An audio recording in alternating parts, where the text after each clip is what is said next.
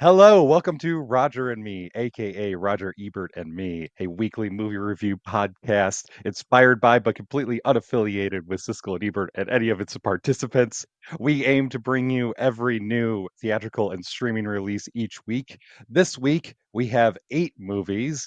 Who are we? That's a great question. I am Mark Dusick of MarkReviewsMovies.com. With me, as always, who usually does this intro. Here I am doing it though is Brett Arnold of the New Flesh podcast. Hello. Yeah, there we go. I think we're getting right into it, right? From now on. So Yeah, we're supposed to get right into it. We'll save the chatter for after the movies we're talking about today. The chatter being reviews that you guys have left us, and also I've discovered Spotify comments, like a year of them. So I tried to hooray. respond to those on Spotify. If you left a comment on Spotify in the past year or since the show has existed, I didn't really know about that. So it was nice to see all those. But yeah, what else is going on with the movies? I'll jump back to you. Nothing. We're going right Great. into it. We're going So right back. I love it. How many movies today? 8. So first up is the new movie by Bong Joon-ho, director most famously of Oscar winner Parasite. This one is called Mickey 17. It's now playing wide theatrically everywhere you can see movies, and stars Robert Pattinson playing multiple roles. But here is the trailer. Read through the paperwork. Yeah, I should have read through it. That's it. Mickey, deep breaths, fill your lungs. Imagine there's an unknown virus in the air. And you're sucking in every single microscopic particle floating around. All the viruses. So good? There really was an unknown virus in the air. Lethal one? See you tomorrow. Boy, does that trailer make this movie look more fun than it actually ends up being, sadly. I was so with it for, I don't know, the first half, the first 40 minutes, the setup, and then it seems to like just go off in many subplotty directions. There are some big performances that annoyed the absolute hell out of me. Like Oscar-nominated, Oscar-winning actor giving up. Did he win for Spotlight? No, he did not. Okay. Oscar-nominated actor Mark Ruffalo gives a performance that just I have not loathed the performance this much in ages. And it's actually interesting because I didn't really care for him in Poor Things also, which is actually a performance people liked, but I have heard people that liked that one not like this one either. So I don't know. He's on a bad streak for me. Anyway, tell me about Mickey 17 and why you're also nodding in agreement at most of the things I'm saying. I am nodding in agreement for everybody who's not watching on YouTube. You can watch on YouTube, by the way. It is disappointing because it starts off with such a smart premise and such a philosophically loaded premise. The entire idea that this guy, played by Robert Pattinson, is going to die repeatedly, and that is his goal in his job. He signs up for this without knowing that that's what it's going to be. So the entire idea is that it's about 30 years in the future. The world is a hellhole from climate change. That part's accurate, I think, potentially. But we also have intergalactic travel. So they are traveling to another planet that's been discovered. Mark Ruffalo's character is the exiled congressman who's now running, I don't even know what it's doing, some kind of religious cult slash big business company. But he's setting up this expedition to go to the other planet to colonize this planet. Pattinson is there to be a human guinea pig and do all of the dirty, deadly work that needs to be done. And every Great time he premise. does, it is such a good premise. And every time he dies, he's literally reprinted. So it has his memories and his DNA from a certain point, and that's it. And then he just keeps doing the same thing over and over again, trying to figure out how to do all this. And it's such a good idea because you can ask big questions like, about mortality and about what the point of life is and about this underlying thing about this corporate entity seeing a worker literally as disposable so that it can meet its own goals. It's so good and it's so loaded, and I was fine with it. And it's also very funny because watching Pattinson's character die over and over again in different ways, in unique ways, and just that morbid humor, it's so funny. And then You're right. These subplots take over. I did like Ruffalo in Poor Things. I think he's very funny in Poor Things. Here he's doing a Trump impersonation, and Ugh, it's and tiresome. it's bad too. It's like it's one of those things where it's like Yeah, it's all teeth. Like the performance is all teeth. It's just he's got big teeth in literally. his mouth, and it's just it takes over the performance in a way that we talked about with when Susan Sarandon did that movie, the Tyler Perry Netflix movie, and had bad teeth, and it's like all you could focus on. That's my problem with this, and just he's obviously was told or is deciding that he's going to be a Trump parallel in this movie, and it's not a particularly good Trump impression, and it's irritating is a good word for it. In a There word, are if there are so many other politicians who aren't as noticeable and and don't have a direct connection that you could do an impersonation of instead. Um, I mean, a few of them from the South, I imagine, would probably fit the mold better of who this character is supposed yeah, to be than Trump. It's weird. It's distracting. And Toni Collette plays the wife. And the most distracting thing about that is her character has a one joke thing about wanting to make exotic sauces, and so she yeah, just keeps saying sauces over and over again. And sauces, that's sauces, sauces, cutting on the tails off of these creatures, these Akja-like creatures. This movie ends up being like a hybrid of Bong Joon-ho's American movies, kind of. Like, it's got sort of. Snowpiercer class stuff. It's got Akja environmentalism. It's got a lot of other stuff going on. It's got these capitalism, Trumpy stuff. And it feels like, just not paying lip service to a bunch of ideas instead of getting one cohesive one in there. And boy, does this movie, you can feel the chopping and cutting of the re-edit. Did you feel that? With the voiceover, it felt very much like a movie that was delayed for a long time and a studio spent a lot of money on it and they didn't know what to do with it. And it kind of shows in the actual movie. It's one of those movies where if you rely this much on voiceover, I'm always going to think it's a re-edit. And there were many times this movie that made me think, oh, there's a lot of stuff that got cut out of this or reordered, and it just isn't a coherent thing. Steve Yeun's in it, who I like, who also, Spotify comment, let me know that I was pronouncing that guy's name wrong. And then it actually led me to a Conan O'Brien video where Steve Yeun is telling Conan that he's been pronouncing his name wrong for 4 years before he told him. It was very funny. It's Steve Yeun. I got it now. I like him a lot. I like all the cast. What's her name is in this movie too? Naomi Aki. She's really good. I liked her. There's like really interesting elements, and I think Pattinson's performance is fun. It's very big. It's like he's playing a dumb guy who's like dumb, and he talks a lot because he's doing the voiceover. But I'm like halfway there with this movie too because I also love, an art house director getting like a studio sized canvas to make a big thing.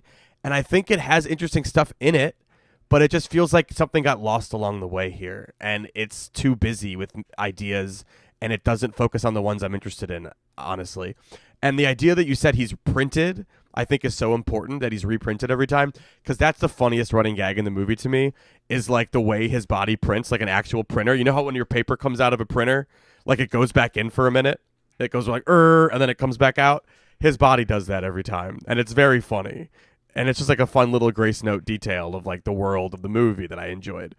And it looks good, right? It's like an expensive movie and it looks good, I thought. It is And the very much a creatures- blank check movie. This is Yes, Bong 100%. Joon-ho won an Oscar, and here's a studio giving him as much money and as many resources as he needs.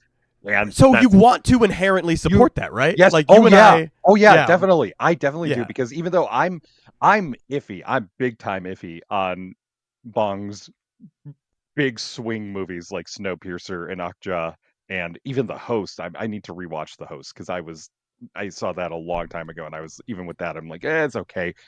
But I really like his more subtle movies, apparently, like Memories of Murder and Parasite. Yes. And even those you can't say are really subtle, but they're far more subtle than stuff like Snowpiercer, which throws its class commentary at you like a movie. Yeah, and has train.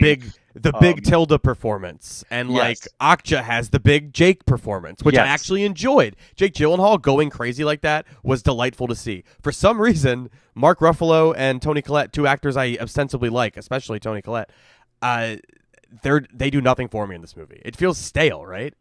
Is that It what the does. Yeah. problem Oh, is? yeah. Yeah. I mean, it's not just the fact that the characters are funny. It's also that the performances are so one note too. It's just the whole idea of those two characters is just it feels forced in along with all of the creatures. I get what he's getting at with it, that it's about, dehumanizing and about not seeing the inherent value of things and people and living creatures, because I mean starts with the world in turmoil from climate change. Obviously that's what the movie is about. So I get why those creatures become such an important part of the movie, but it also just means that Mickey, who, by the way, is reprinted accidentally when one of his versions isn't killed. So there are two of him running around, which adds this whole other level of stuff that you could explore about the character. All that ends up being dropped so that it can bring up the creatures and the Ruffalo character. And another subplot about these gangsters who try to infiltrate the spaceship because Pattinson's character owes them money. Oh All of God! And that then is what going on. about? Yeah.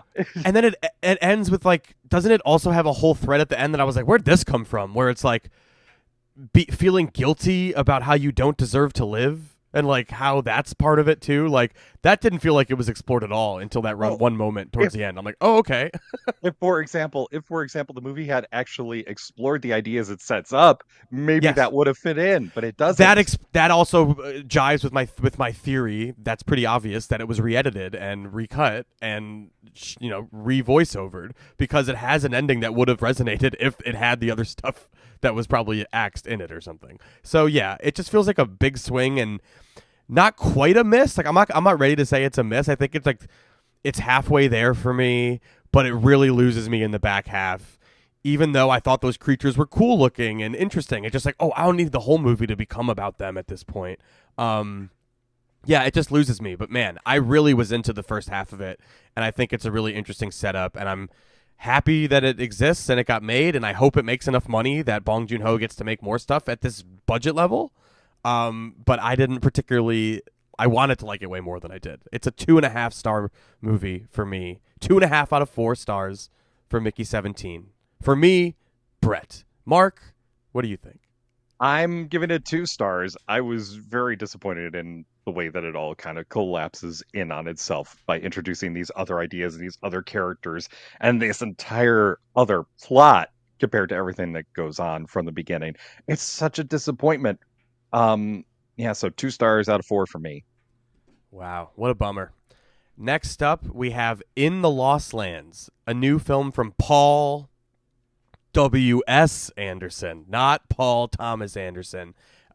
He's almost as beloved in some circles, I feel like. There is definitely a Paul W.S. Anderson faction on the internet, people that love his action movies. He made all the Resident Evil movies, I think all but one, maybe. In the Lost Lands is a movie directed by Paul W.S. Anderson, starring Dave Bautista, Mia Jovovich, who's Paul W.S. Anderson's wife and muse, and it's based on a short story written by George R.R. Martin, who you may know as the author of Game of Thrones. Here is the trailer for In the Lost Lands. If you've got the time and the stomach for it, I've got a story for you.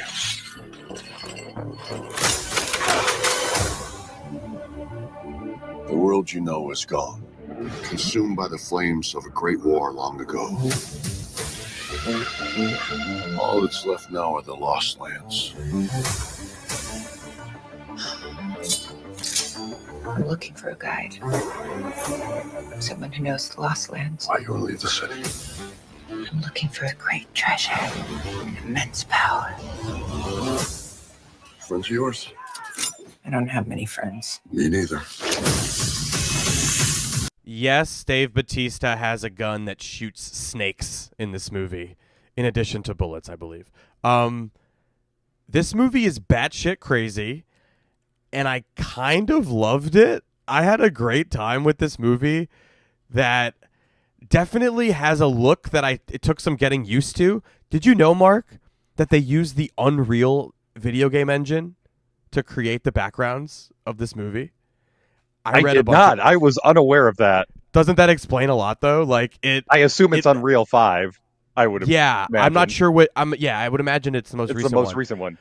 But Paul W. Sanderson talks about it and how they used it and how like they were able to use that so like it changed along with them when the camera would move, like in the way that I think the volume would or whatever the other thing is, and that allowed them to like light it the way they wanted to. And I think for a movie that looks as digital as it does, I do think it's striking, and that does kind of explain why it looks different than other digital sloppy movies like Marvel stuff that's all backgrounds. The fact that they like used a video game engine that's used to create a lot of video games. I think a lot of people used to think like Unreal Engine, that's what, it runs Unreal Tournament and like that's it. But like isn't it runs like most games. It's like the industry standard at this point. Yeah, like Grand Theft Auto would run on that, right? Like, or something like that. Like, maybe they have their own because it's Rockstar. They might have, yeah. This is it is a common video game. Yeah. Engine. So I can't think of another movie that's ever done this in terms of like using video game technology to make the backgrounds in which real people appear. And I think it's striking to look at, but Mark's like halfway there. I want Mark to start talking about this movie. I'm almost on board with this movie. I am so close to being on board with this because it is so bonkers. And I am, you know what? The way I look at it, most post-apocalyptic movies and all this stuff, they don't make any sense. This one embraces the fact that it's not going to make any sense. So Mila Jovovich plays a witch. Dave Bautista plays a cowboy. There is a steampunk engine train that is chasing them through the desert that has been sent by a crusade-like religious cult that runs this abandoned the only city left in the Lost Lands in this future. It's mixing so many different elements together that I don't even care that to a certain degree I don't even care that the two characters, our two heroes, could completely avoid the bad guys by just not going near train tracks. But also, there's a certain scene where a train seems to appear just inside a building for no reason, except that it needs to happen. Like, you know what? Who cares about logic at this point when you're talking about a witch and a cowboy trying to find a shape-shifting werewolf in the middle of nowhere? Yeah, we haven't described the premise, but you just did. And I just did. It rocks. That's what it is. It's a witch played by Mia Jovovich who's trying to hunt down. It's a witch who I believe, what's her deal? She won't say no to anything that someone asks her. She cannot deny a request or a wish. So I think the premise is like a queen-like figure asks her, hey, witch, I would like to be a werewolf or a shapeshifter. And the werewolf, or the queen goes, the witch, Mia Jovovich goes, great, no problem. And then I think her lover comes to the witch also separately and goes, hey, witch, fail in your mission to get her to become a shapeshifter, which is so funny that she accepts both missions and is on this mission. I was just like so on board for the silliness of that. And then when it gets to the actual like shapeshifter stuff, it delivers on that in like the action movie Paul W.S. Anderson way. So I don't know, man. I thought this shit was crazy. Visually distinctive, interesting use of light and shadow.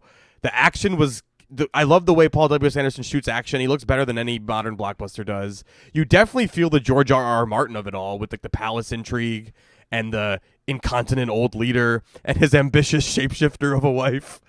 There's a lot of Mad Max going on in this with the look, and like the War Boys essentially are in this. I don't know, man.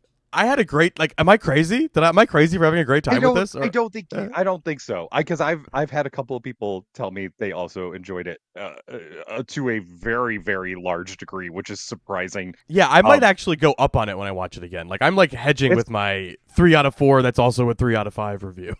Man. It might be better than that.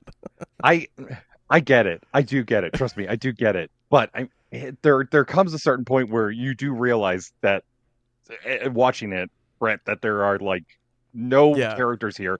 Batista's the only one who is actually kind of getting the tone of this material right. He's got that, just from the very introduction where it's a bad line to start off a movie with, but if you have the time and the stomach for it, like, well, I guess this movie's gonna be long and boring and tedious. But no, it's not. It's anything but boring. That's for sure. Oh yeah. I don't think Jovovich is as good. I don't think any of the other characters. They're doing exactly what they need to do. The villains are just yelling and hurling spittle at each other. It's It's fine, but you kind of realize how formulaic the story is and how hollow the characters are, and you're just looking at what Anderson has created of this world based through the lens of the Martin story. And you know what? That is almost enough for me because it is so Yeah. over the top and out there. But I can't get past the fact that sometimes it does look ugly. Sometimes it really doesn't make any sense, even more so than it doesn't from the premise. It just doesn't Sure. like that scene with the train just somehow pulling into a building that maybe it's a train, maybe it's I supposed to think be a it's train like saying that station. stuff that happens in their mind could happen for real. Like it's yeah, I don't No, no, really no, no. What yeah. I'm saying, there's a character Yeah. because they have taken a hostage, and the Right. hostage is on the front of the train, which has giant spikes on the front, by the way. This is the kind of Right. world that this is. I don't know. There's just something keeping me from really enjoying it. Maybe it's just the fact that I don't think Anderson realizes how silly it is, and I Well, think Eephus is that's the his only one who thing is I gets it. think he I takes it know. earnest. He like takes it Yes, so earnestly, and I think people enjoy that. And I've rubbed up against some of them. I really liked Monster Hunter, the movie that came I out. did too. His movie, That's yeah, yeah. his movie that came out like during COVID time. So I don't think a lot of people saw it until it came out at home. But that movie was really cool. So yeah, I'm just like I feel like I'm in the tank for this guy more than I used to be when I thought Resident Evil movies weren't very good and would rewatch them, going, "What do these people see in these?" And I guess there's some visual style to the action, but this is much more my speed, just in terms of like I love the movie Gods of Egypt. You know, that's a good comparison, right? The Alex Proyas batshit crazy movie. I love a crazy movie, and this movie has the swagger of a much more expensive movie with the set pieces, even if the CGI is shoddy and the backgrounds are either interesting or not. I can't tell. I just think it's interesting that it looks like it's different looking than like a Marvel movie costs $300 million and looks kind of indistinguishable from what this looks like, except this one is much lower budget. And yeah, I liked all the George R. R. Martinisms, like don't look a witch in the eye, and there's that part where he's looking through a sniper and he's gonna maybe catch your eye through it, and like there's just like cool set pieces and stuff like that. So yeah, I'm full throated recommendation on In the Lost Lands. 3 stars, 3 out of 4 stars for me. I had a great time. It is not a sequel to The Land of the Lost, just to be clear. I want to make that clear to Yeah, our listeners. I don't think anyone is going to mistake that, but It's got a lot of the the thing same is- words in the title. yes, it does. It does have a lot of words in the title. I'm really, really close to giving it a pass, but I just can't quite do so because I kind of want it, which sounds weird, but I really want it maybe a little more over the top, or at least some acknowledgement of how over the top it is and how ridiculous it is. There's just something missing. I'm not even saying it needs to be a comedy and have more comic beats. Just like there is, you could tell, I think, when a movie really embraces how silly it is, and I don't think this one quite does so. So I'm giving it 2.5 out of 4. Um, I'm on the fence with it, Fair enough. but That movie, I do get the admiration for it. I do admire a good amount of just how ridiculous it is. it's getting a wide release, I think, via Vertical. It Yep. should be in your theater near you, even though it's like a movie that doesn't seem to have a marketing budget to let people know it exists. So it's probably going to bomb, but it is playing, and you should go see it. I think, and Mark kind of thinks. So there you have it. This next one we will be in full agreement on. It's called Eephus, and you may ask, what the fuck is that? And we will explain to you, because the movie explains it to you, because it's not a real word. Here is the trailer for Eephus. Take me out to the ball game. Take me out to the crowd. Buy me some peanuts and cracker jacks. Come on, let's hear it for Julie. Gentlemen, let's play. A vote has been passed to begin construction on the currently unnamed middle school in Douglas. Let's go, last one. Let's take your count. Hey, up. It means building on top of Soldiers Field, where recreational baseball teams have faced off for decades.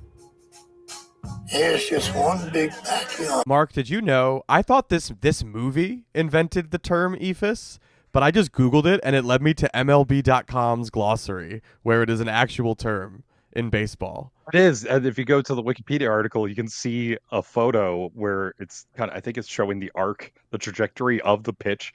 So Yeah, it's kind of important to talk about the Eephus. The Eephus pitch is a very slow, high arcing pitch that described by a character in the movie takes so long to get to the mound that the pitcher and the batter both get bored while they wait for it and wait for something to happen.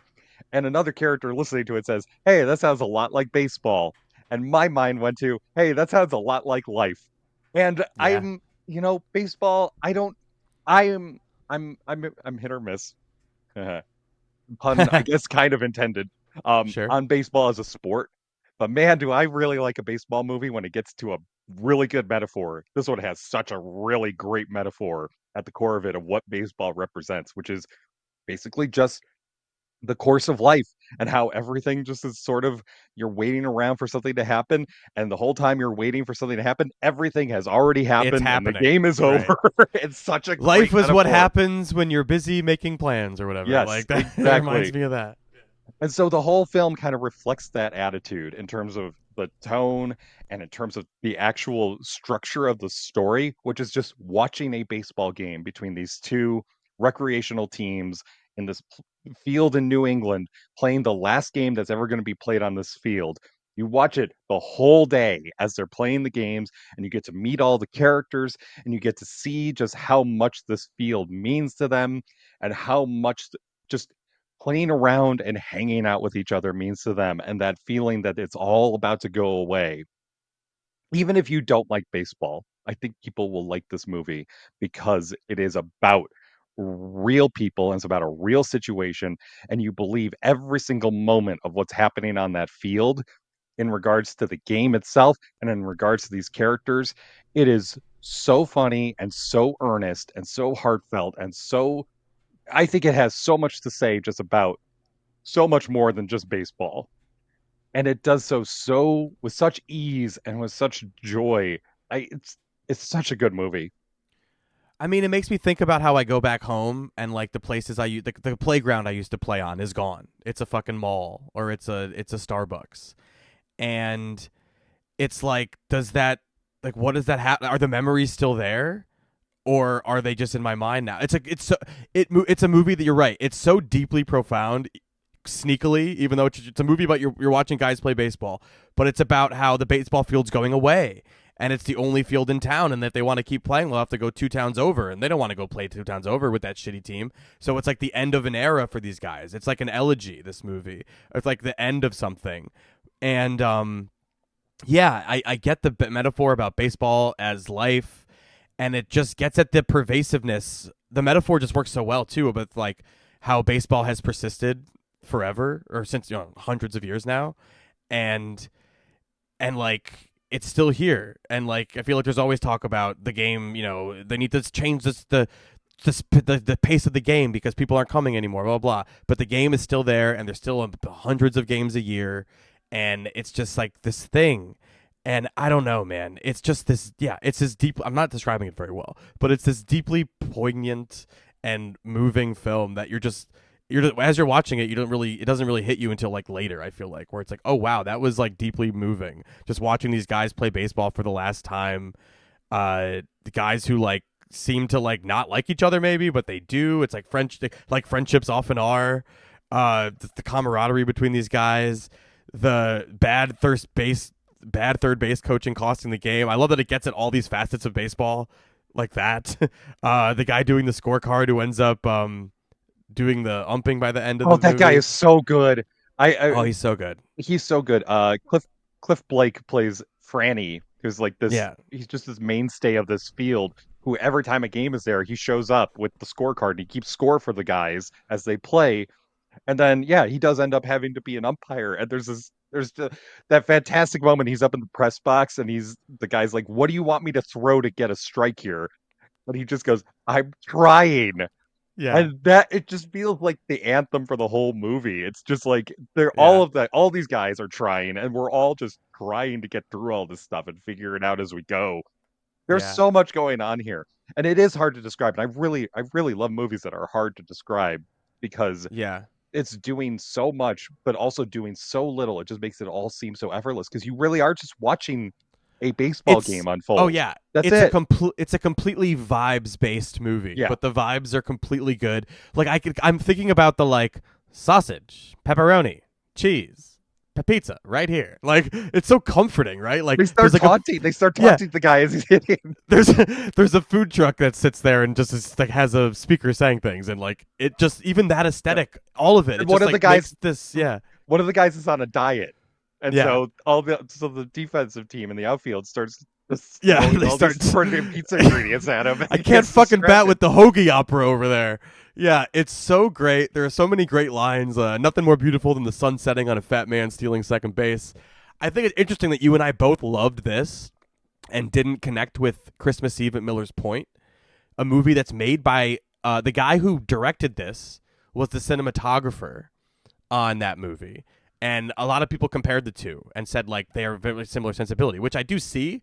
But I completely connected with this and did not connect with that one at all, which is interesting. The big problem with Christmas Eve at Miller's Point was that you just felt like you were invading on this party and you never got to know anybody really, except for like maybe 2 or 3 characters. By the end of this one, I had a clear sense of who all of the characters on each team were. Even if I only like heard a couple of lines of dialogue from, like, there's one guy who's standing in the first time you meet him, he's standing in right field with the glove over his head. And you're like, I know who that guy is. I get that guy.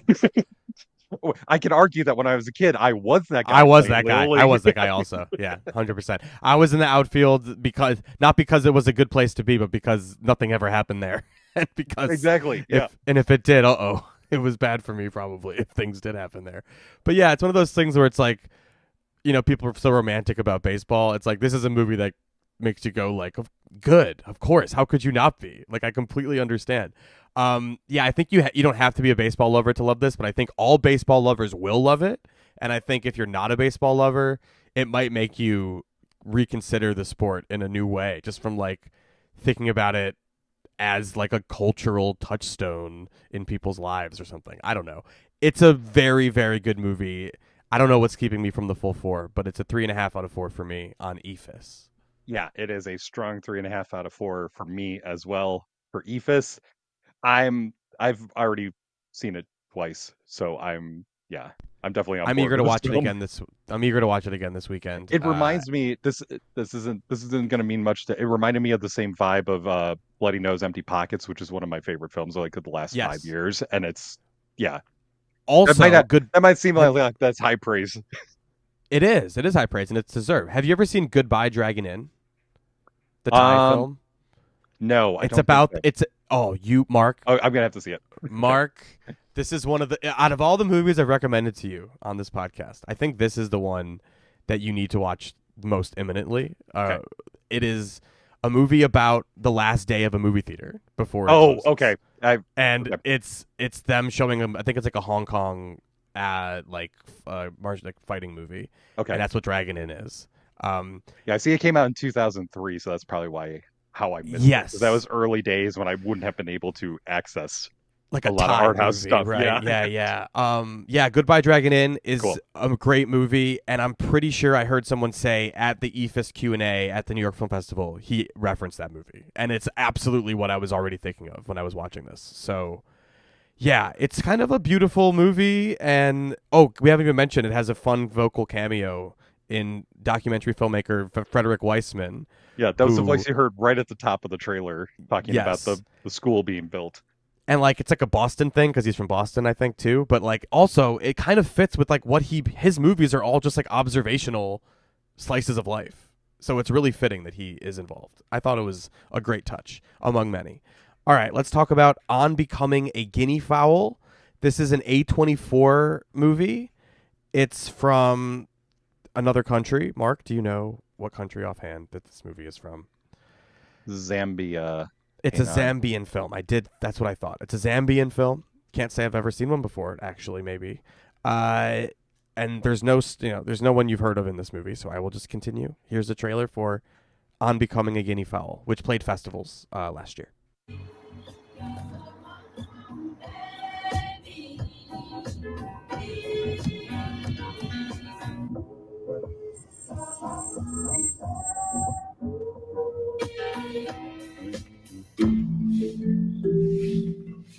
But you find that nafika Papa Cool Road na muna body ya Uncle Fred.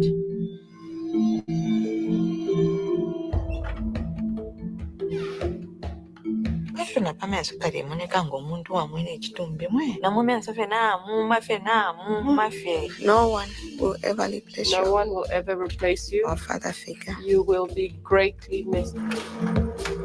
That scene of her dictating what's going to be the obituary for this man that ends up being a problematic figure is a perfect summation of what the movie's about. It's how people do not sweeps things under the rug because it's uncomfortable rather than talk about it. And you'd rather say flowery language about someone in the public and keep your horrible things to yourself. That's part of the comedy here. But man,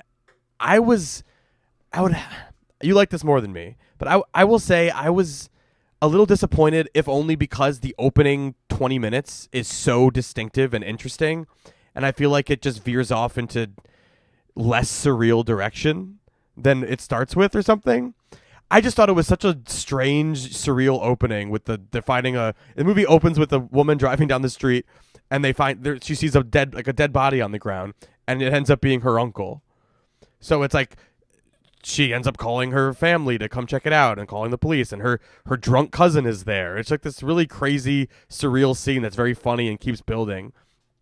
And then I don't know. I feel like it's definitely, I guess you look quizzically at me when I said that, because I keep thinking, is it surreal enough for you? I think it gets, I think it Yeah. keeps up that surreal tone, Brett, but I don't Sure. think it does it in a different way. That opening is funny. It's funny Yes. because it's so odd that you jarring, weird, your quirky. uncle's dead body Yeah. lying in the middle of the road, and then you have to wait for the police to come because the truck that takes care of dead bodies is off doing something else, and so they can't come until the morning. So she has to sit in her car and wait because her father tells her to, and she can't tell the rest of the family yet because it's their dead relative, and she's not going to call everybody up and say, "Hey, Uncle Fred is dead." Waiting until an official report coming out. Plus, there is all that other stuff going on that, Uncle Fred is a terrible, horrible person and this woman knows firsthand about that, and so does the cousin, and so does another cousin. And so apparently, too, does the entire family. I find it very odd that a lot of people describe this out of the festivals as a comedy or anything humorous. It's very dark. Yeah. It is so, that opening is kind of funny just because you don't realize the situation. But I think doing that means that once you realize the gravity of everything, it catches you so off guard because it feels so distinct in its tone at first. Yeah. And that it's kind of making fun of, it's kind of satirizing the whole grief culture of like everybody crawling around on the ground because they feel so sad about the relative dying. And they have to make these big gestures, and then they'll occasionally just stop the big gestures to gossip about something. Yeah. And so it's a comedy of rituals. There. The Yes. satire is there, but I think the satire is pointing at the deeper level of this is all a show. The cultural rot. Yeah. Yeah, on so much of a different level because the man who's dead isn't worthy of any of this stuff. And the entire family knows it. They just don't want to talk about it because to talk about it would be to reflect poorly on them too. Especially now because they kept it under wraps for so long. I found it so harrowing just because it is stuck in that point of view. Yeah. Susan Chardy plays the woman who finds her uncle's body. This is her debut performance. She is fantastic at this. There's a lot going on. She's dressed like a member of Daft Punk or something at the beginning. Something like that. I think it's a Missy Elliott thing. I think. Yes. Yeah, that's right. She's just like she's coming home from a party. Yeah. Yes. Costume party almost. It's very that's what adds to the absurdity of it. That sequence is so striking. Go ahead. Sorry. Yeah. No, but I just mean I found it so harrowing because you stick to the perspective of this character and you come to realize just exactly what the uncle did to her and how it has affected her and the other cousins this entire time and how they can't talk about it because the family won't listen to them because they have tried to talk about it and the family just said, "Oh, don't worry about it. We'll talk to the uncle." And apparently nothing happened. I just found it so upsetting and so difficult, but so enriching too, just because it really does understand that situation, and it's really impassioned about how all of these sort of markers of grief can be used to cover up something so horrible that, and just the entire idea of covering that up, that culture of silence and feigned ignorance and all that stuff. It's such a really good film just on that level of getting at that. But I also did like the surreal touches, like the dorm room that's flooded, and she starts to realize like maybe the Yeah. entire house is flooded that she's in. Um, because yeah, the rot. You said that word rot.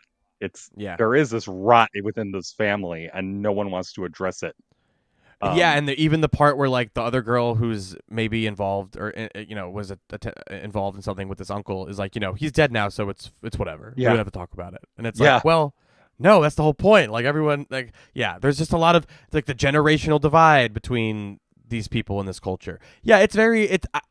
I love a culturally specific movie, and this is very much that, right? Like it's very much like a look into a culture that you haven't seen depicted in such a way before, and it's getting at a lot of big ideas. So yeah, I'm very much on board with it. I just think maybe I wanted it to be more of the absurd surreal comedy instead of the like harrowing thing that it becomes, which isn't the movie's fault. It's just like it's telling the story it wants to tell, and it does it very well. So it's a 3-star movie for me. Oh, okay, good. I thought you might have been a little bit lower. It's 3.5 stars for me as well. Like with Eephus. Nice. It's a good week. That's a good for, week apparently. Yeah, there's 2 3.5 stars from Mark so far. We'll see what else we got coming on the docket here. We've got next up a movie that's in theaters via that IFC Films Shudder release strategy where they actually put movies in theaters wide now. It's got 2 A-listers, so to speak, I think. John Lithgow and Jeffrey Rush are in this. It's called The Rule of Jenny Penn. It is a New Zealand film, and it is messed up. Here's the trailer. And here she is, the comedy queen herself, Mrs. Jenny Pancano! Knees up, Mother Brown. Knees up, Mother Brown. Come along, dearie, let it go. E-I-E-I-E-I-O. Ease up, don't let the breeze up. Ease up, Mother Brown.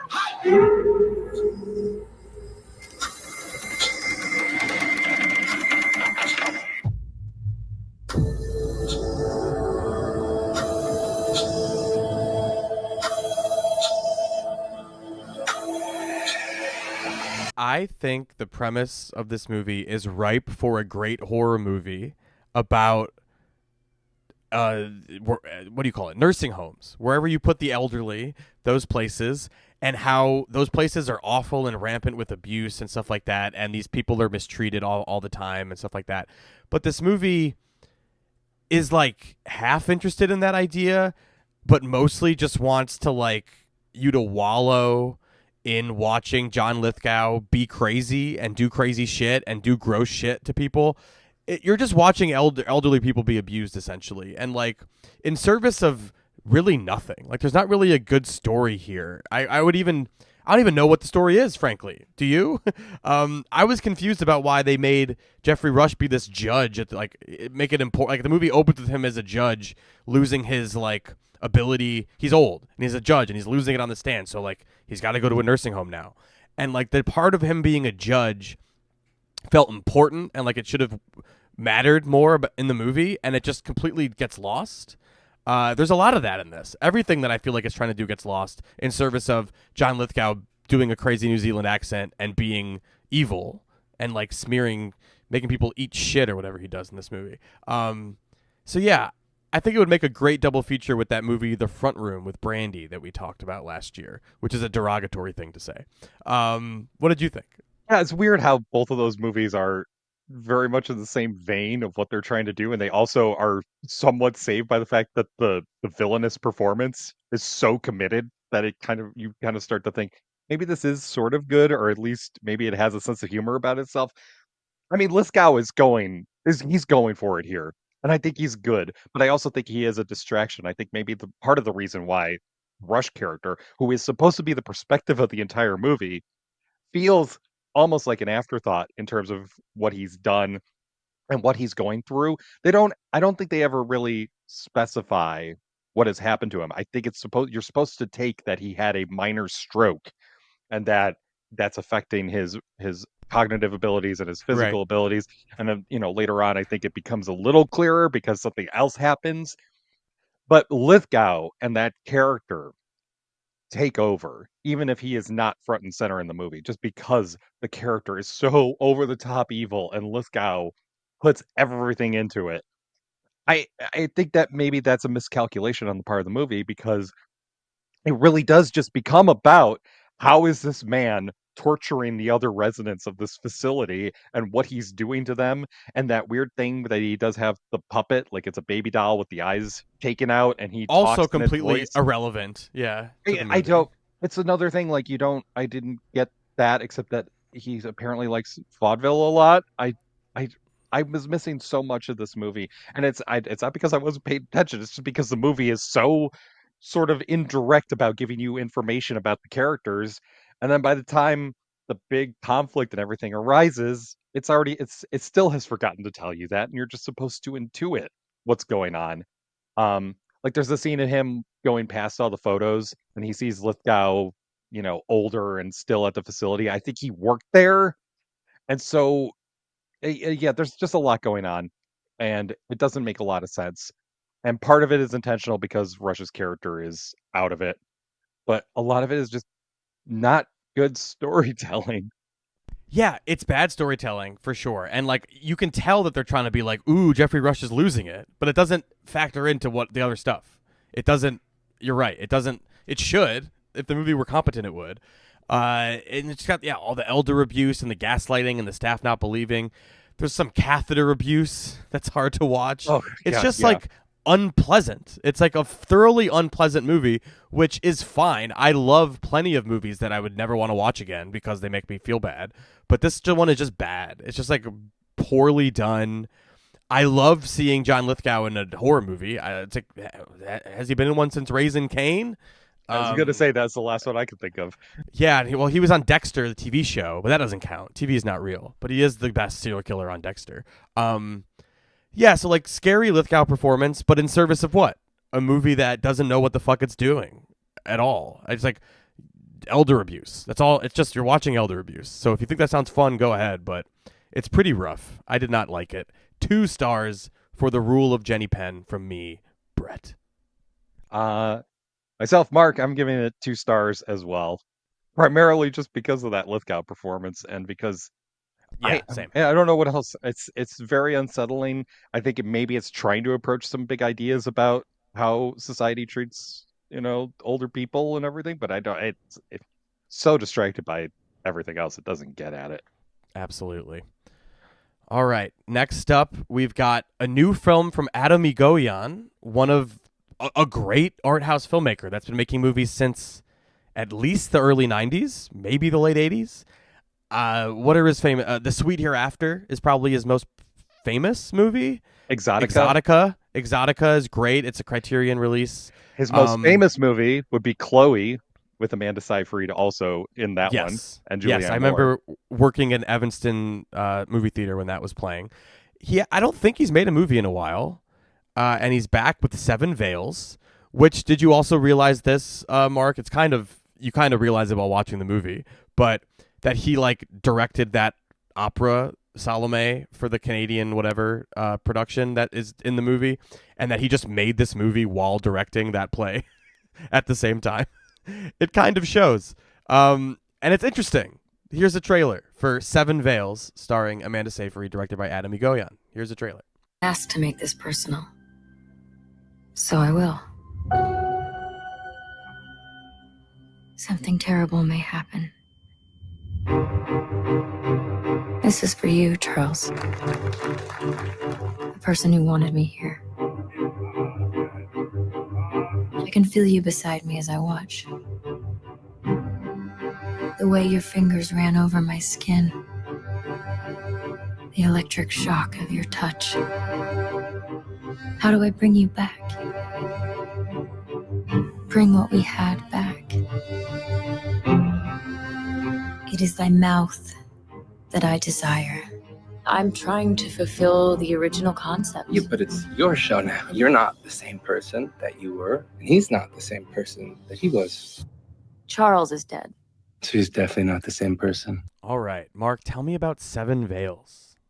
It is an it is a behind the scenes view of this production of Salome. Thank you, Salome. I thanked myself for correcting. Yeah, I was like, I didn't do anything. I didn't do anything. I just like my brain clicked. Like that's not how it's pronounced. So it's a behind the scenes look at this production of Salome, a famous Richard Strauss opera based on an Oscar Wilde play, based on a biblical story about the woman who ends up getting John the Baptist beheaded. All of that is really set up very nicely, I would argue, by Agoyan to just tell us this is what this story is about in the opera. Don't worry about it. You'll understand it now. Um, I really liked the production of the opera. This is what I'm going to say. I really like the production of the opera. I wish there were a bit more of it because watching the whole rehearsal process is very neat. I really liked that he gives us this sort of all access pass to the process of getting this opera mounted that he had directed back in the 90s and they really liked it. The whole thing is meta. It's a whole meta setup where this famous director of the opera is gets his version remounted, but he has died. And so Seyfried's character, who was sort of a glorified intern on the production, is now directing the restaging of it. And it all takes place while Goyen is restaging a production that he did a couple decades ago. It's very neat. I don't know how much that carries the story of Seyfried's character in confronting the trauma she experienced as a kid and how that trauma is reflected in the production because the director understood all of it because she had a personal connection to the director and so he put a lot of it into the show. That stuff feels disconnected from the more realistic drama of backstage stuff. There's just something off about it, and it's hard to tell when you do realize that this is just a going and putting a story together based on the fact that he could film at this opera house, which is a fantastic looking building, by the way. Yeah, very cool. And there's there's some striking use of like light and shadow in this. Like it's when you have the actual a opera looks like really cool. Yeah, exactly. Yeah. So I was very much into this sort of realistic look at what it would be like to put this stage show on and all the stuff that's going to come up from it. And then far less interested in the Seyfried character and all of that, just because I don't think they blend together that well. It just feels like this kernel of an idea that's an excuse for the fact that Agoyan has access and he can tell this story. I just don't know if he really figures out why he wants to tell this specific story within this context. I think there's really interesting ideas in here. Like, it's like a Me Too movie in a way, right? Like, it's kind of similar to Guinea Fowl in a way. Like, it's about a mentor who's a problematic figure who was married to the management of the theater. So, like, that stuff never came out. And it's about making personal art and putting yourself into it. I'm interested in all that. And the real events of her life, obviously paralleling the opera. Pretty obvious stuff there, I guess. That stuff's interesting. The meta stuff is also interesting, if only because the production elements of the opera are very cool. As I said, amazing work there. And you can like feel that there's opera performers that are trying to act, which is also interesting. But the most interesting stuff is like the other side of the Me Too stuff, which is the other girl who new crush unlocked in this actress. Rebecca Lydiard, I believe is her name. Hadn't seen her before. Thought she was really great in this. And her role is like woman who uses Me Too to her advantage, I guess would be how you say that. It's like a very thorny, interesting idea, but I'm not you're right in that, like, I'm not sure the movie like fully pays off any of these big ideas. It kind of just gestures at them, right? And is like, wouldn't this be interesting? Wouldn't this be interesting if that were the plot? And it's like, well, it's not. So yeah, I don't know. I'm like halfway there with this one. I think there's a line where Seyfried says, "You're not just sucking him off, you're consuming him." It made me laugh out loud with the like on the nose stilted Egoyan getting his ideas out type of thing. But I don't know. I want to like this maybe more than I do. But I don't know. I think I'm also with you that it's like halfway there and I'm not sure what to make of it. but I don't know. I had a good time watching it, but I wouldn't know what to like.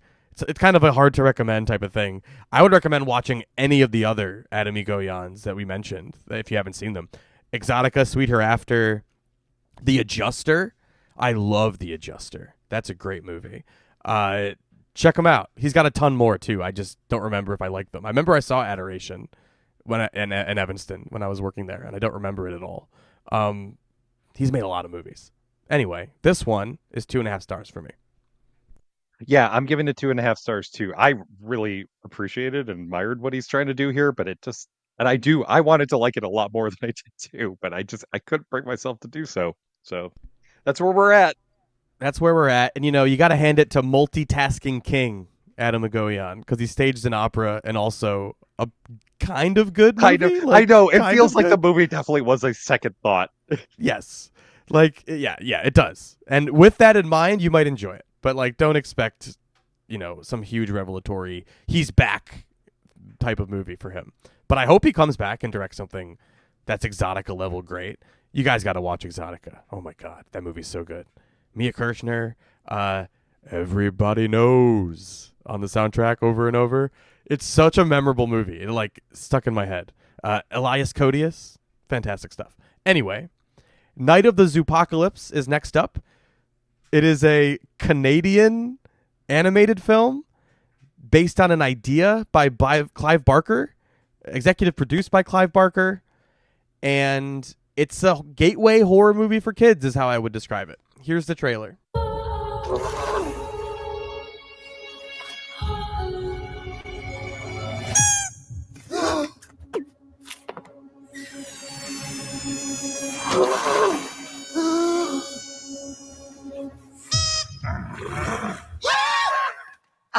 A convenient plot device, huh?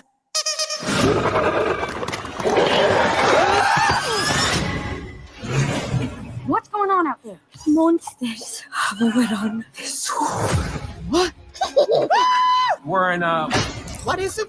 A monster movie? Oh, yeah, because that makes much more sense. Night of the Zoopocalypse. I love the horror genre. I'm all about a gateway horror movie that's for children. This movie is definitely self-aware that it's a horror movie. And it's very meta. It has a whole character that is just I watch monster movies, and here's all the things that are going to happen. So I feel like adults will get a kick out of that. Kids will enjoy the colorful animation, which, Mark, I'm halfway between thinking it's ugly animation because I don't think I like the character designs and the overall look of it, but I do like the color of it. And I thought it was very colorful and neon lit and interesting. They do a lot with the lighting, which is interesting in terms of never really thinking about lighting in terms of animation, but because it's a horror movie, they do a lot with darkness and blue and different colors. So there's things I liked about the look while also thinking it looked low rent, like a straight to video style animation thing. Anyway, it's a midnight movie for kids. Lots of antics, lots of characters running around screaming, and that one guy that goes, obviously this is the part of the horror movie where this happens, and then that'll happen. I liked it well enough. I mean, it's a kids movie. It's definitely a young kids movie, I would say. But I had a good time, and I can't think of a zombie movie for kids. This is essentially just Night of the Living Dead in the zoo, and that's kind of fun, right? It is fun because they playing it for the kids like a legitimate horror movie. This is if this is gonna be a kid's first horror movie potentially, and they play it straight with the camera angles, and you're right, the lighting and just the fact that this zoo for some reason is covered in fog. I don't know. It makes no sense, but that's what's going to happen in a horror movie. And so while you're watching it, you're kind of as an adult, you're oh, I see exactly what you're trying to do here. You're trying to scare the kids, but also make it feel just safe enough by having the characters be wacky and look weird and be funny every so often. But that also means that as adults, you're watching it and you're appreciating the humor and the fact that it is on that level sort of meta that you are watching them try to scare the kids to that degree. And so it's a strange experience because I was watching it realizing I'm enjoying this as an adult. And if I were a kid, I would probably be a little bit scared. And I think that's okay. I think that's okay that kids can be scared and feel that way in this safe environment because, it unlocks this whole genre for them that, Yeah. obviously you love and I, Yes. have come to appreciate a lot more in recent years. Um so I was happy. I was happy watching it, and I think it is entertaining. I think the voice cast is good. David Harbour is the biggest voice, Yeah. although Scott Thompson from Kids in the Hall also does the voice of an ostrich. Yes. So there's nobody like recognizable. You're not going to be like, oh wow, that's that person. I just think it's well made. Yeah. Because you do pay more attention to. You said you don't really think about the lighting in an animated movie. This is a good reason, another good reason for adults to like say there is a lot of craft in terms of Yeah. the virtual lighting and the virtual cinematography. Yeah, like especially in an they're trying animated to movie. make it look like a certain type of horror movie, and they do a good job Yep. throughout of doing that. And I love the detail, as I mentioned, there's that character that like knows horror movies. The detail that he's an animal in a zoo who hurts himself to get into the hospital every day so he can watch the late night movies from the hospital bed. That was a great little detail. It's an 80-minute movie also. It's very Yes. short. It says 90, but it's all credits. It's an 80-minute movie.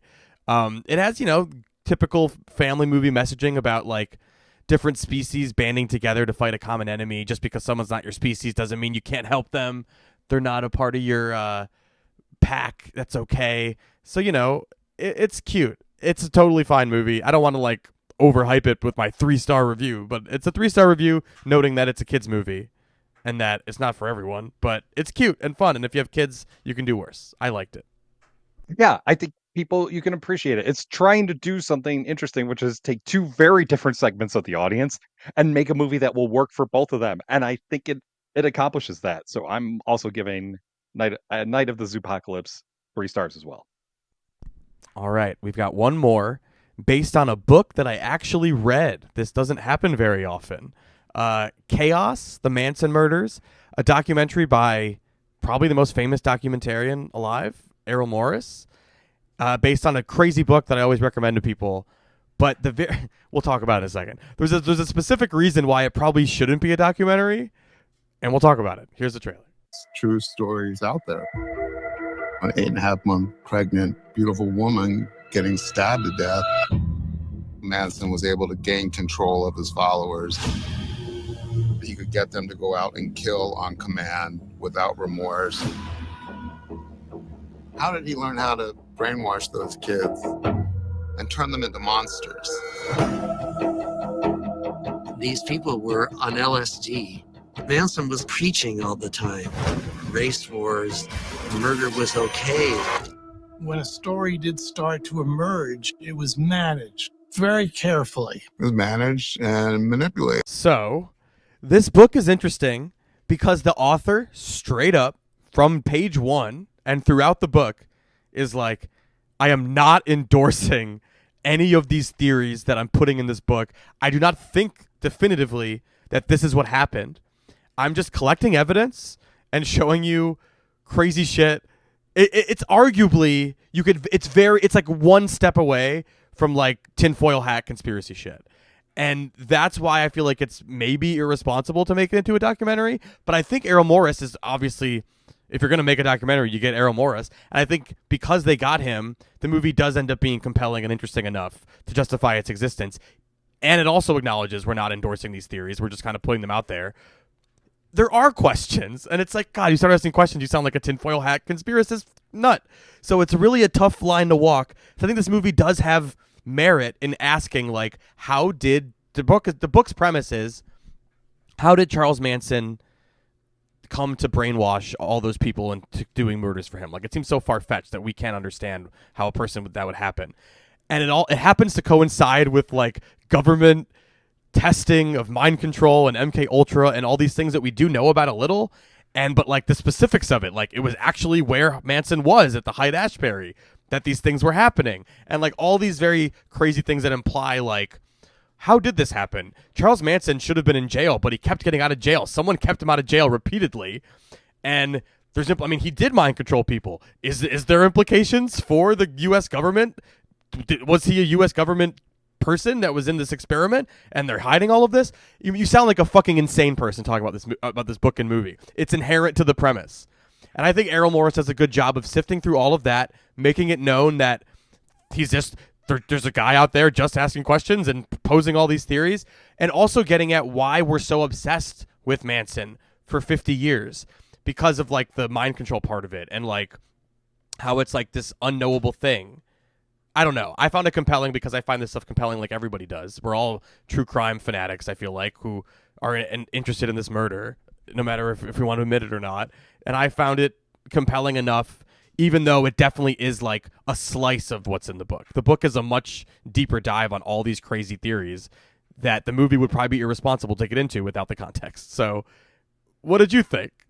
I didn't buy much of what Tom O'Neill, the author of the book, is putting forward. And I The don't book think is more compelling, but I don't yes, think I understand that. I understand that take. Morris doesn't buy it either. Yes, 100%. Near the end, he finally comes out and says, How can you even think any of this stuff? It doesn't make any sense. He's like, I don't well, think it either, but I when I read it and when I see it, I'm like, what the fuck? Like, what do you mean? Those things did happen and they're in the vicinity of him, so it's crazy. Yes, all of that, the way that it presents all of that is like, oh, that's interesting. That's weird. That's a weird coincidence, or maybe not. It's a coincidence, right? But the big point is like, you really do have to like. What I found more interesting about the documentary, I think it takes way too long for Morris to get there because I think he is kind of entertaining the ideas to interrogate them eventually. But by the time he gets to that interrogation of these ideas, it's a little late. And I don't think that O'Neill is that convincing of a subject because he even, like you said, I'm glad he says in the book, these are just theories I have. And I'm not even saying they are legitimate theories. He says that in the documentary too. I'm like, why are you talking to this guy then if all he can say is a bunch of stuff? But that's the case against the book and the movie for sure. Yes. But what I found most compelling about it is this idea that we want there to be some bigger meaning behind this thing because it is so unthinkable that something like this could happen. You want some bigger meaning. This is why people are so obsessed about the Kennedy assassination still, because they want it to mean something bigger than just some guy shot the president. Yeah, like that's it. But that's what happened. Like the same thing with the fucking guy who shot at Trump. It's just a fucking kid. Yeah. And people are throwing conspiracies at him too. It's like, no, they pretty much investigated that pretty easily. You saw his search history. We know exactly what happened. Yes. And it's just a fucking guy with a gun. It's great. It happens. What I really found compelling, and it takes way too long to get there, but Morris calls up one of the Manson family members who's still in prison, and that guy puts forward, I think, the most compelling thing that I had never thought of, which is like, maybe Manson didn't brainwash people.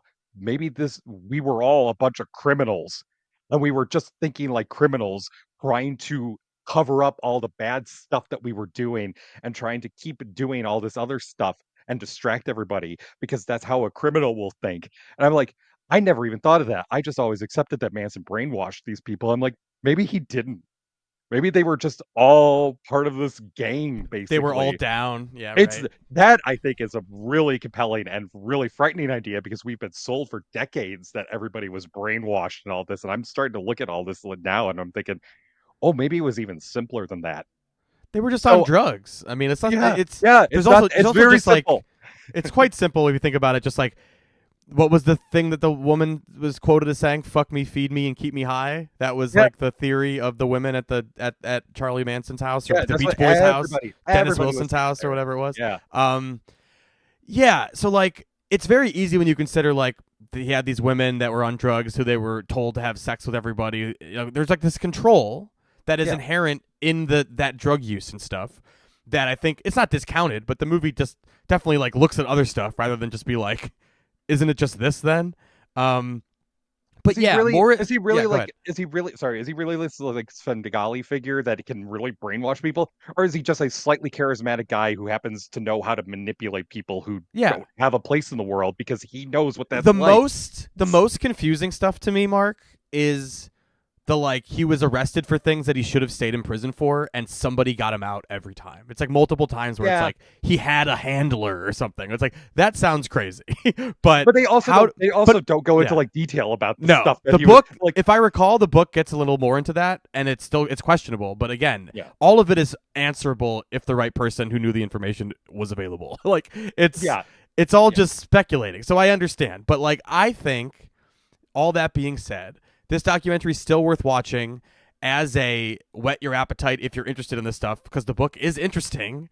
And as we're saying, the fascination that we as people have with the unknowable, and Morris getting at that in the movie. So I think the movie is actually a good adaptation of the book in that it's skeptical and gets at something that is more inherent to true crime than just like spitting out a bunch of conspiracy theories. So I thought it was good. I think it's a 3-star documentary that I recommend, with caveats that like you may like, there are people that are going to be like offended by this. I think like just that they would make this and put this out there when it's like, well, I don't fucking know. I don't think this is what it is, but here you go. Because there's such a like, we're in a society that they're full of conspiracies and shit like that. But I think it is responsible enough in the way that Errol Morris does it. And I don't think Errol Morris would put out something that he didn't feel was like ethical. And I think it gets there. It's okay. The 3 stars, but I get it. I hear the skepticism. Yeah, I'm not offended by it, Brett. I just want to point that out. I'm not offended by these ideas out there. Yes. I just don't think I've seen like a 1-star. I've seen like a 1-star review from a documentarian, a guy that loves documentaries, and I'm like, I know why he doesn't like it. Like, I get that. I have seen a far more unethical documentaries in my day than this. This is nothing. Morris is questioning these ideas. I just don't think it makes for a compelling story to have your central subject be like, I'm not really sure about this. Like, well, if you're not, then why are we really looking into it? I do think it eventually gets somewhere, but it takes so long that I'm only going to give it 2.5 stars. But wow, okay, that's fair, totally fair. All right, that was 8 movies for the Roger and Me podcast. Now we have our little banter. What do we have to talk about this week? Do we have any new reviews? Oh, we do. We got to address the elephant in the room here. Good Soul. I would argue against that name, by the way. I don't know if you have a good soul. He said, not thrilled with the music at the end. Oh, I have heard that one before. But he gave us 2 stars out of 5. And he said, these guys are great, which I'm going to throw a problem. I have a problem with this right away.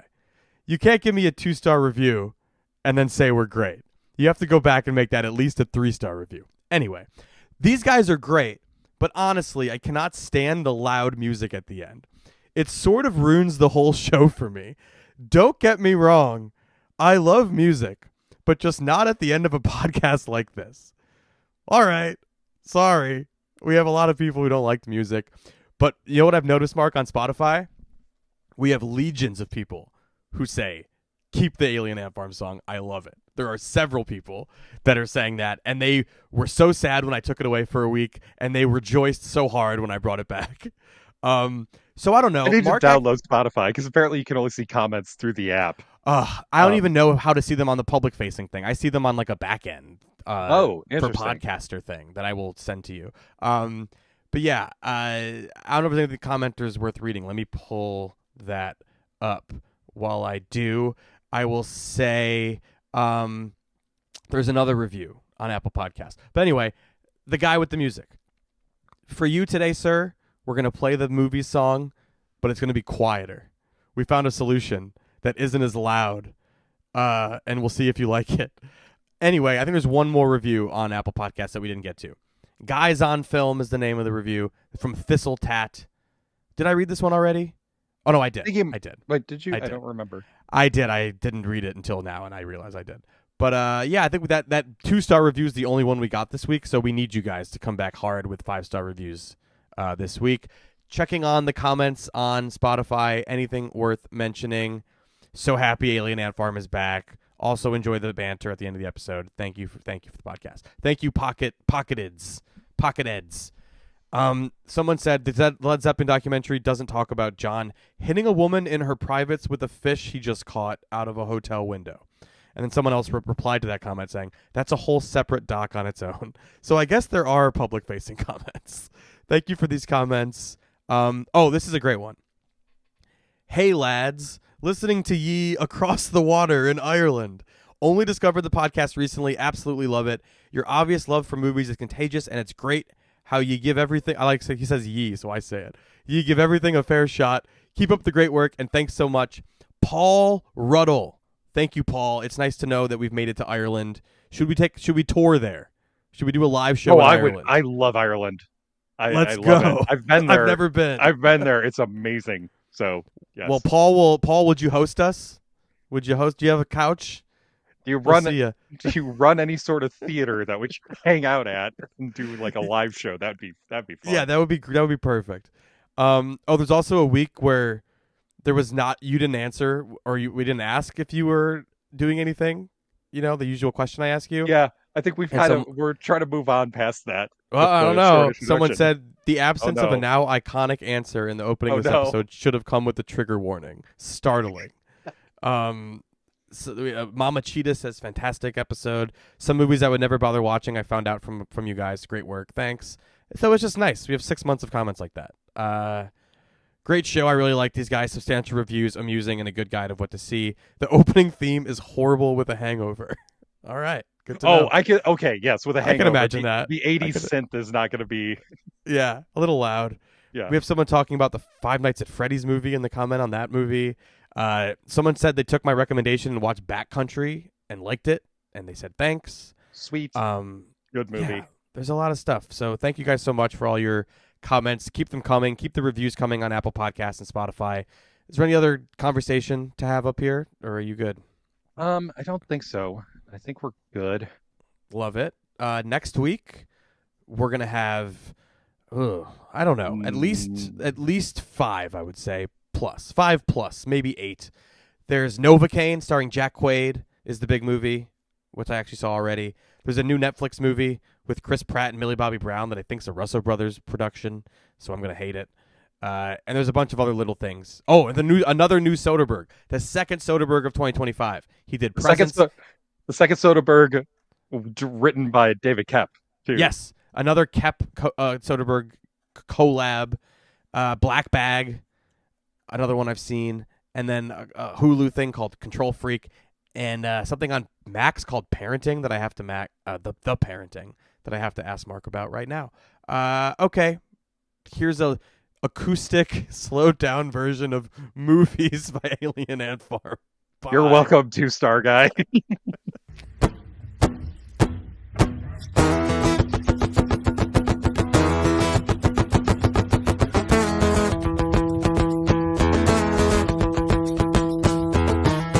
At slow speed, we all seem focused.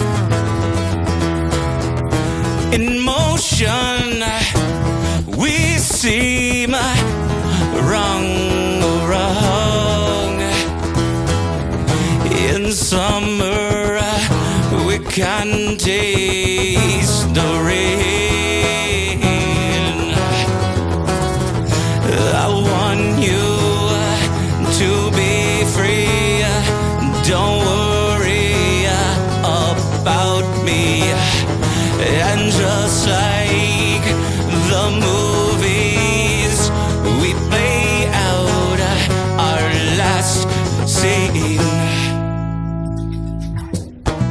Two can play in this game. We both won power.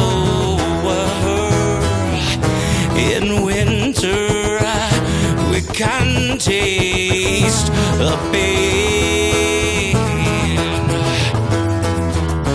In our short years, we come long way to treat it bad and throw away. In our short years, we come long way to treat it bad and throw away. I want you to be free. Don't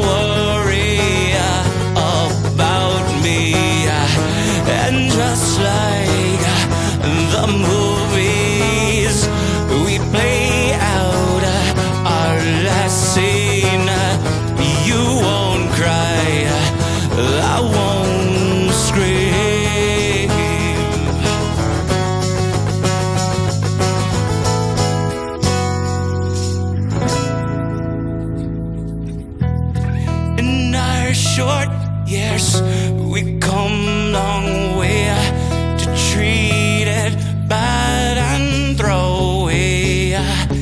And if we make a little space, a science fiction showcase in our short film, a love disgrace, dream a scene